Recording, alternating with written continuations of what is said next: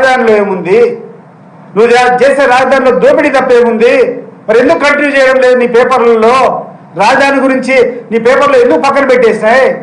లడ్డు గురించి ఇప్పుడు ఎందుకు పక్కన పెట్టేసినాయి? ఉమ్ముతాంటారు మిమ్మల్ని ప్రజలు మిమ్మల్ని చీత్కరించుకుంటూ అంటారు, ఇంత నీచుడా ఇంత నికృష్టుడా అని.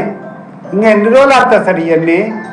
దయచేసి చంద్రబాబు నాయుడు గారు కానీ ఈ తెలుగుదేశం పార్టీ నాయకులకు చెప్తున్నాను, మీకు ధైర్యం ఉంటే, మీకు ప్రజల పట్ల ఏమైనా విశ్వసనీయత విశ్వాసం ఉంటే మీరు చెప్పినటువంటి హామీలను దయచేసి అన్నీ కంప్లీట్ చేయండి, మంచి పథకాలకు ఇవ్వండి, ప్రభుత్వ ధనాన్ని దుర్వినియోగం చేయొద్దండి, మీ కమిషన్ల కక్కుర్తి కోసం రాష్ట్రాన్ని రాష్ట్ర ప్రజలను అప్పుల బారి నుంచి కాపాడండి అని చెప్పి కోరుకుంటూ మీ యొక్క అతి తెలివితేటలను ప్రతి ఒక్క సందర్భంలో ఎండగడతాం.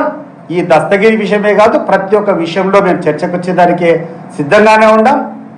దస్తగిరి విషయంలో ఇన్సిడెంట్ జరిగినప్పుడు ఉన్నటువంటి సిఐఎస్ ఎందుకు ట్రాన్స్ఫర్ అవుతారా? నాకు అర్థం కాలే. కొత్త డిఎస్పీ వస్తాడు, కొత్త ఇన్స్పెక్టర్లు వస్తారు, నీ స్క్రిప్ట్ ప్రకారం కూర్చొని లింకప్ చేస్తారా?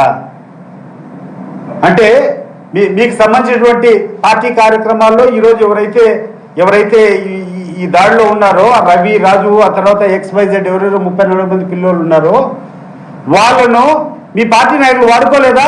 గుడ్డల మీద చేయి పెట్టుకుని చెప్పు. మన కడపలో బిల్డప్ దగ్గర మీ పార్టీకి సంబంధించినటువంటి ఇద్దరు నాయకుల మధ్య తగాదా జరిగితే ఒక నాయకుడు వీళ్ళని తీసుకొని వచ్చి ఆ బిల్డప్ దగ్గర వాడుకున్నాడా లేదా చెప్పాలా?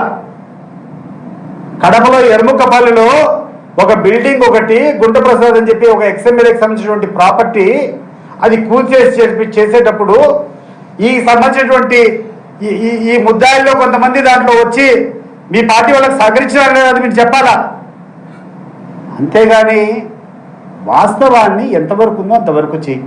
తప్పు చేసినటువంటి వాళ్ళని శిక్షించాలనే దాంట్లో ఎవరు కూడా వేరే ఆలోచన లేదు. తప్పు చేసిన వాళ్ళని శిక్షించాలా, కానీ దాని హద్దులు దాటి నీ స్వార్థ ప్రయోజనాల కోసం, నీ రాజకీయ లబ్ధి కోసం ఇంత నీచంగా వ్యవహరించడం సరైనది కాదు, సబబు కాదని చంద్రబాబు నాయుడుకు హితవు పలుకుతున్నా.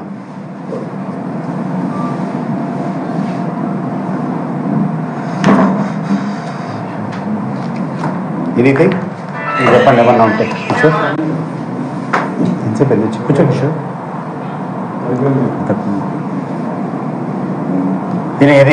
ఎనీ క్వశ్చన్స్ మీ దగ్గర నుంచి ఏదైనా ఉంటే చెప్పండి, నాకు చెప్తా.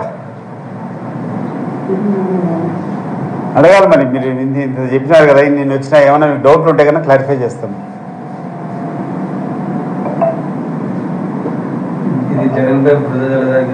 అంతే కదా, ఇప్పుడు చెప్పిందాన్ని అదే కదా, అంతకంటే ఏముంది దీంట్లో? ఈయన అమ్మ ఏం ఇష్యూస్ లేవా ఈ రాష్ట్రంలో, ఈ దేశంలో, ఈ రాష్ట్రంలో, ఈ భూమి మీద అంతర్జాతీయంగా ఏం లేవా? హెడ్లైన్స్ ఇది. అది 4 రోజులు 5 రోజుల నుంచి కంటిన్యూస్గా రాస్తానంటే వాళ్ళ వెస్టెడ్ ఇంట్రెస్ట్ అర్థం కదా జనాలకు. జనాలు ఏమన్నా చెవులో పూలు పెట్టుకుంటారా? చూడు కంటిన్యూస్గా ఇదేనా? ఈరోజు ఆయిల్ క్రైసిస్ ఉంది, విటమిన్ సప్లైస్ లేవు, ఇరాన్లో యుద్ధ వాతావరణం జరుగుతూ ఉంది, ఈ దేశంలో ఎన్నో కార్యక్రమాలు జరుగుతుండే, రోజు హెడ్లైన్స్.